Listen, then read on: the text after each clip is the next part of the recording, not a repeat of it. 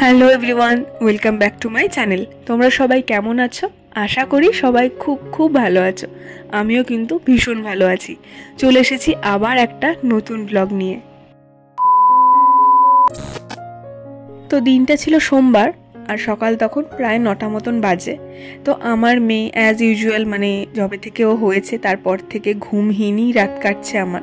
তো আজও তেমনটাই, রাতের বেলা ঘুম নেই, এদিকে আমার মেয়ে সকালেও কিন্তু ঘুমোচ্ছে না। তো সেইভাবেই সকালটা শুরু হয়েছে। আমি প্রচণ্ড টায়ার্ড, কিন্তু ওর মধ্যে কিন্তু কোনো রকম টায়ার্ডের কোনো লক্ষণই নেই। তোমরা দেখো গোটা রাত জেগে থাকার পরও কিভাবে একটা মানুষ সকালেও এতটা এনার্জি নিয়ে থাকতে পারে, সেটা যদি আমি আমার মেয়েকে না দেখতাম বুঝতেই পারতাম না। তো যাই হোক, ও দিব্যি ওর মতন খেলছে, ওকে একটু খাইয়েও দিয়েছি। আর এই দিকে দেখো আমার দুটো আরও পার্সেল এসছে। এই দুটো কিন্তু ভীষণ ভীষণ ইম্পর্টেন্ট দুটো জিনিস। তো অর্ডার করেছিলাম আমি। তো এটা হচ্ছে একটা ম্যানুয়াল ব্রেস্ট পাম্প, যেটা তোমরা অনেকেই জানো। তো এইটা হচ্ছে ম্যানুয়াল, ডিজিটালও একটা হয়, বাট আমি প্রথম একটু ট্রাই করার জন্য এটা কিনেছি। যদি আমার হেল্পফুল হয় তো ভেবেছিলাম পরে আমি ডিজিটাল কিনতাম। তো আমার সেই জিনিসটা এই জিনিসটা আমার খুব একটা বেশি দিন লাগেনি, তো আমি সেজন্য আর ডিজিটালও কিনিনি, আর এটাও আমার খুব একটা বেশি দিন ইউজ করিনি। তো কিনেছিলাম, প্রথম কয়েকদিন লেগেছিল, তারপর আর খুব একটা লাগেনি।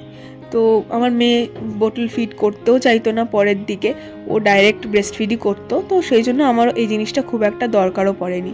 তো জিনিসটা যখন কিনেছিলাম ভাবলাম তোমাদের সঙ্গে শেয়ার করি। তো তোমরা যদি কেউ কিনে থাকো, তোমাদের যদি হেল্পফুল হয় তাহলে তো খুব ভালো। বাট এটা একটুখানি হার্ড, ম্যানুয়াল যেহেতু, তো তোমার হাতে একটু কিন্তু ব্যথা হতে পারে। আমার মনে হয় ডিজিটাল কেনাটাই ভালো। কিন্তু আমি যেহেতু একদম পারপাস আমার খুব কম ছিল, ভেবেছিলাম যে দেখি কাজ হয় কি না, সেই জন্য কিনেছিলাম। তো সেই জন্য আমি এটার পিছনে বেশি ইনভেস্ট করতে চাইনি, তো সেই কারণে আমি এটা কিনেছিলাম। আমি কিন্তু কিনেছিলাম লাভল্যাপের।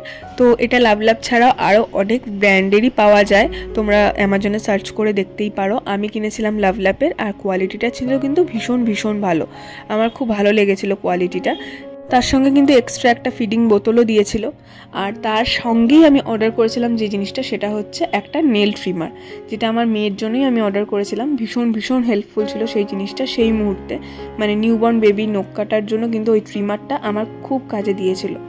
তো তারপর দেখো এখন প্রায় বিকেল 5:30 মতন বাজে। অ্যাকচুয়ালি আজকে হচ্ছে আমার ডক্টর চেক আপ আছে। আমার মেয়ে হওয়ার পর কিন্তু ফার্স্ট আমি আজকে যাচ্ছি হচ্ছে ডক্টর চেক আপে। তো 7 দিন পর আমাকে যেতে বলেছিলেন স্যার। তো আজ প্রায় 7-8 দিন মতন হয়ে গেছে। তো আজ আমি অ্যাপয়েন্টমেন্ট নিয়ে নিয়েছি, আজকে যাব হচ্ছে চেক আপে। আর এইদিকে দেখো মেয়েকে খাইয়ে দাইয়ে নিয়েছি, ভালো করে একটু বার্প করিয়ে নিচ্ছি। তারপর ওকে তো রেখে যাব, ওকে তো নিয়ে যাব না একদম। ও যেহেতু সদ্য হয়েছে, তো ওকে নিয়ে বাইরে বেরোনোটা আমার মনে হয় না ঠিক হবে। তো সেই জন্য ওকে মা ঠাকুমাদের কাছে রেখে আমি আর ও দুজনে মিলে বেরিয়ে পড়লাম হচ্ছে ডাক্তার দেখাতে। আর যেহেতু আমার একদমই রিসেন্ট সি সেকশন হয়েছে, তো বুঝতেই পারছো আমার শারীরিক অবস্থা খুব একটা ভালো নয়, এখনও আমি অনেকটাই উইক আছি। তো সেই জন্য আমরা একটা রেন্টে কার ভাড়া করে নিয়েছি, তো সেটাতে করেই যাচ্ছি হচ্ছে ডক্টর দেখাতে। আর আমরা আজকে যেখানে যাচ্ছি ডাক্তার দেখাতে সেটা অনেকটাই দূরে, আমাদের বাড়ি থেকে প্রায় ধরো 8 ঘন্টা মতন টাইম লাগে যেতে। তো সেই জন্য গাড়িতে যাচ্ছি, অসুবিধাও হবে না। আর দেখো অনেকগুলো দিন পর বাইরে বেরিয়েছি, মনে হচ্ছে যেন কোথাও একটা ঘুরতেই যাচ্ছি। তো এটাকে একটা ঘোরা হিসেবেই নিচ্ছি আমি। জানি না, টেনশনও হচ্ছে ডাক্তার কি বলে সমস্ত কিছু চেক করার পর, যে সব কিছু ঠিক আছে কি না, সেটাও একটা টেনশন হচ্ছে। কিন্তু তবুও একটা ভালো লাগছে যে অনেক দিন পর একটু বাড়ি থেকে বেরোলাম, একটু বাইরের আলো দেখলাম, তো ভালো লাগছিলো বেশ। আর ন্যাশনাল হাইওয়ে দিয়ে গেলে আমাদের একটু শর্টকাট হয়, তো সেই জন্য ওখান দিয়েই যাচ্ছিলাম। আর এই ন্যাশনাল হাইওয়ে দিয়ে গেলেই আমার মনে হয় যেন আমি কোথাও দূরে কোথাও একটা ঘুরতে যাচ্ছি। তো সেটা ভেবেই একরকম যাচ্ছিলাম, আর এত ভালো লাগছিলো। বিকালবেলা একটা সুন্দর হাওয়া দিচ্ছিলো, ঠান্ডা ঠান্ডা, তার সঙ্গে আমরা বেরিয়েছিলাম। তো মনের মধ্যে অনেক রকম চিন্তাও ছিল, যে মেয়েটাকে ঘরে রেখে এসেছি একটা চিন্তা হচ্ছিলো, কেননা এই ফার্স্ট আমি ওকে রেখে বাইরে বেরোলাম। কতক্ষণ লাগবে সেটাও জানি না, কেননা অ্যাপয়েন্টমেন্ট নেওয়া ছিল, 2-3 ঘন্টা তো লাগতেই পারে। তো সেই সব চিন্তা ছিল। তারপর ডাক্তার চেক করে কি বলে সেগুলো নিয়েও একটা টেনশন হচ্ছিল। আর এখনও অবধি কিন্তু আমি প্রচণ্ড উইক, যেহেতু আমার সি সেকশন হয়েছে 8-9 দিনই সবে হয়েছে। তো তারপর আমার কিছু ব্লাড টেস্ট হয়, সেখানে আমার হিমোগ্লোবিনটা অনেকটাই কম আসে। তো সেই জন্য আমি প্রচণ্ডভাবে উইকও ছিলাম। আর এখানে না আসলেই নয়, স্যারকে একটু দেখানোরও ছিল। তারপর এখানে সমস্ত কিছু আমি জেনে যেতাম যে কি করব, কীভাবে মেনে চলবো, কি মেনটেন করতে হবে। তো সেই জন্যই আরও মনের জোরেই এসেছি। তো খুব একটা টাইম বেশি লাগেনি আমাদের, ওই 8 ঘন্টা মতন লেগেছে। আর একটু জ্যাম ছিল বলে একটু দেরি হয়েছে রাস্তায়। তো চলে এসেছি দেখো ফাইনালি। এখানে এখন বসে ওয়েট করতে হবে কিছুক্ষণ, কেননা এখনও অবধি স্যার আসেনি। তো ওয়েট করেছিলাম অনেকক্ষণ প্রায়। আর তার মধ্যে আমি বাড়িতে অনেকবার ফোন করে খোঁজ নিয়েছিলাম যে মেয়ে ঠিক আছে কিনা। তো মা ওরা বারবার বলেছিল যে টেনশন করার কিছু নেই, তবুও ওকে রেখে এসেছি ফার্স্ট টাইম। তো একটা চিন্তা হচ্ছিল। ও কিন্তু ঘুমাচ্ছিল, যদিও আমি যতক্ষণ থাকি ও ঘুমায় না, মানে ঘুমায় না বললেই চলে। ও দিনে রাতে খুবই কম ঘুমায়, খুবই কম এখনও অবধি। তো আজকে শুনছিলাম যে না, ঘুমাচ্ছিল টানা। আমি যতবারই ফোন করেছি ততবারই বলছিল যে ও ঘুমাচ্ছে। তো এটা একটা নিশ্চিন্ত যে ঘুম থেকে যদি উঠে যায় ও হয়তো আমাকে খুঁজতে পারে। তো যাই হোক, ঘুমাচ্ছিল, এটা একটা টেনশন ফ্রি হচ্ছিলাম আমি। আর এখানে অনেকক্ষণ ওয়েট করতে হয়েছিল, কেননা স্যারের একটু লেট হচ্ছিল আস্তে আস্তে।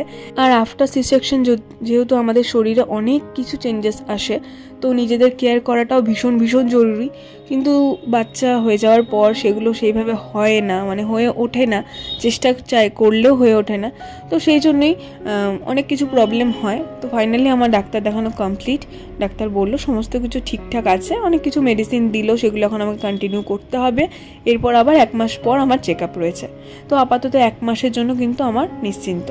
তো যেটা তোমাদের বলছিলাম যে সি সেকশনের পর মায়েরও দরকার অনেক কিছু কেয়ার করা, সেগুলো হয়তো সবটা হয়ে ওঠে না। একদম রিসেন্ট যেহেতু একটা নিউবর্ন বেবি সঙ্গে থাকে, তাকে নিয়ে রাতের পর রাত জাগা, দিনের বেলাও তাকে নিয়ে একরকম একটা স্ট্রাগল চলতেই থাকে। তো সেই কারণে না প্রচণ্ড স্ট্রেস চলে আসে, ডিপ্রেশন চলে আসে। তো সেগুলো থেকে রিলিফ পাওয়ার জন্য কিন্তু আমার মনে হয় একটু ভালো মুডে থাকা, একটু রিল্যাক্স থাকা, একটু গল্প গুজব করা, একটু বাইরে বেরোনো আমার মনে হয় দরকার। সেটা হাজব্যান্ডের সাথে হোক বা বাড়ির কারোর সাথে, ফ্যামিলির কারোর সাথে হোক।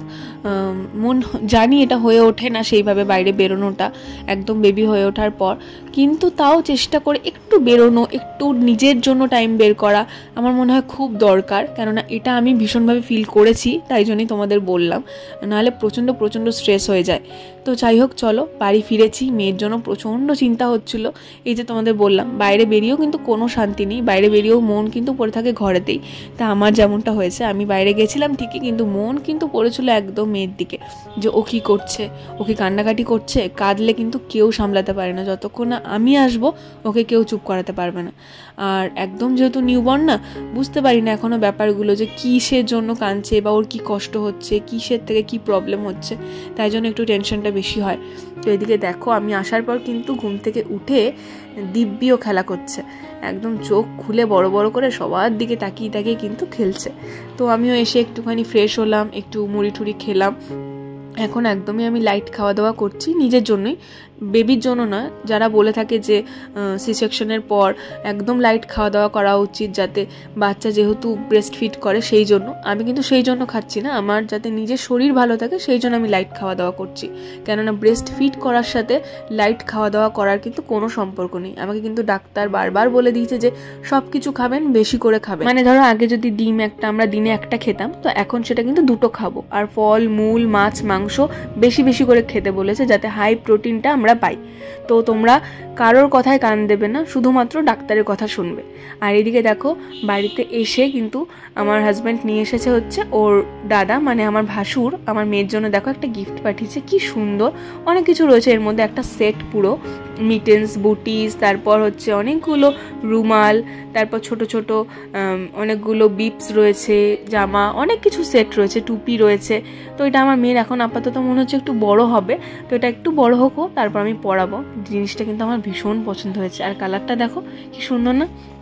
তো আমার মেয়ে তো অনেক ড্রেস হয়ে গেছে এখনই, ও জাস্ট ঘরে এসেছে আর ও প্রচুর ড্রেস পেয়েছে। এখনও অবধি মনে হয় আমি খুব কমই ওর জন্য জিনিস কিনেছি, তো আমিও কিনবো আস্তে ধীরে।